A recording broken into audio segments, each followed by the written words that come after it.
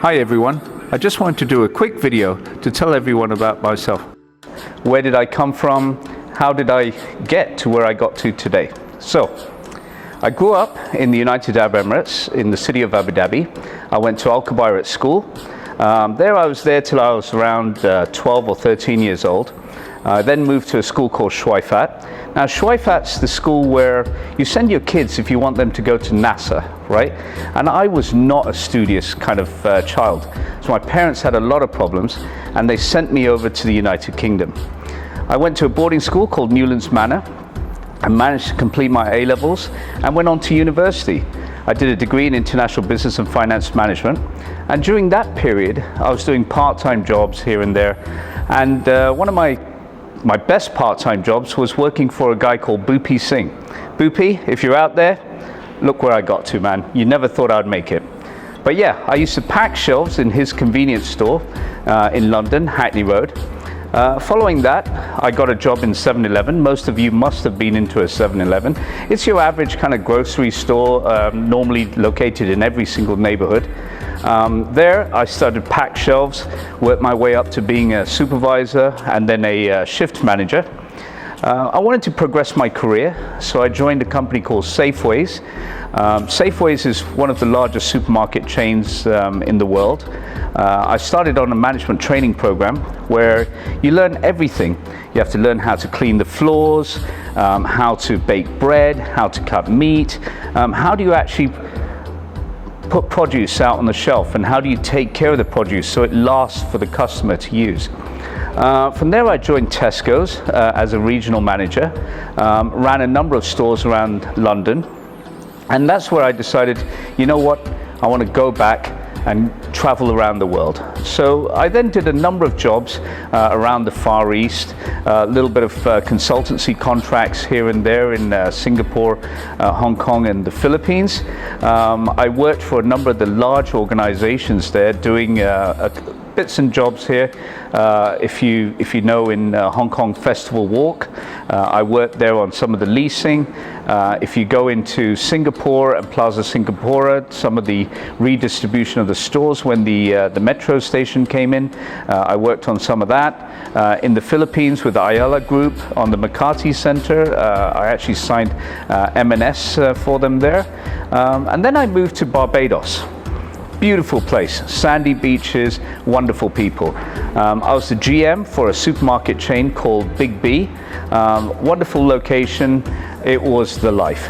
But at that time, I had my little daughter Maya, and we decided that we wanted to settle down somewhere, a good place to, start Maya's education and so on. So we came back to the United Arab Emirates, to Abu Dhabi.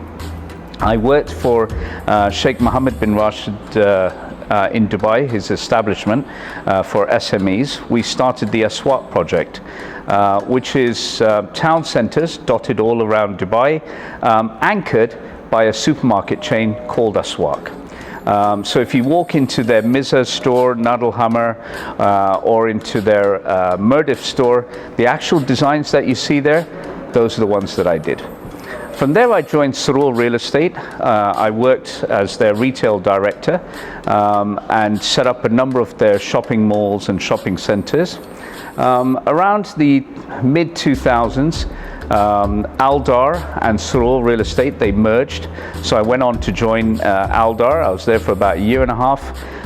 Then moved on to a company called Marca. It was the first IPO greenfield retail company to start up in Dubai, and I was the first member of staff there and signed a number of the fashion brands that they had. So if you guys know Carvan, Sonia Bai, we also signed a 3-star Michelin chef called Heinz Beck, who has his Michelin restaurant in Rome. We also signed the first Champions League sports store. From there I left and I started up my consultancy, did a little bit of work for one of the big supermarket chains here in Abu Dhabi, the Abu Dhabi Co-op, looked after their real estate for them. And it was during that period that I said, you know what, I want to try something for myself. And that's where I started to make the leap from being an employed person receiving a salary every single month to unemployment with no understanding of where my next salary would come from. It's a big leap, it's quite scary, but sometimes you get to that point in your life where you need to make that jump. So, what was my idea? What did I come up with? Why did I want to do it? Well, it all started one day. I was actually at home. My car had gone in for a service. My wife Margaret had gone out with her car, and I didn't have a vehicle to go out and get some shopping. And as you know, with most of my videos, you'll always see a can of Coke Zero around me. I actually wanted a Coke Zero and some Kit Kats and so on to sit and watch a couple of TV series. And I started to say, well, how could I get this stuff delivered to my house? I looked on Google Play Store and Apple App Store, and I noticed that there's a couple of apps that you can download. But unfortunately for me, neither of them actually delivered in my area. So there's nothing else to do but to go old school. I opened my laptop and then went on the interweb, and I found a couple of e-commerce sites. Now the big problem with these supermarket websites is that you have to have a very large minimum order, right? Coupled with that, they don't deliver to you in less than 48 hours. There's one of them actually that was out there that did deliver, but they had a very large delivery fee and they could only deliver in 6 hours. Now, imagine my problem. Sitting there, getting ready to watch my movies, no Coke Zero, no Kit Kats, and I've got to wait 48 hours for it. So I thought, this is unacceptable. In the day and age when you've got a myriad of F&B apps that will deliver burgers, sushi, you name it, whatever you want. So now you know about me, let me tell you what I can do for you. I'm going to teach you about, number one, how do you brand yourself? How do you make yourself presentable to the investors? Number two, how do you put your business plan together and the many elements of that business plan? How are you going to put your teaser presentation together? That's what you send your investors. How are you going to raise money? And what are the best ways that you can raise money for your company when you start? How do you get your core team together?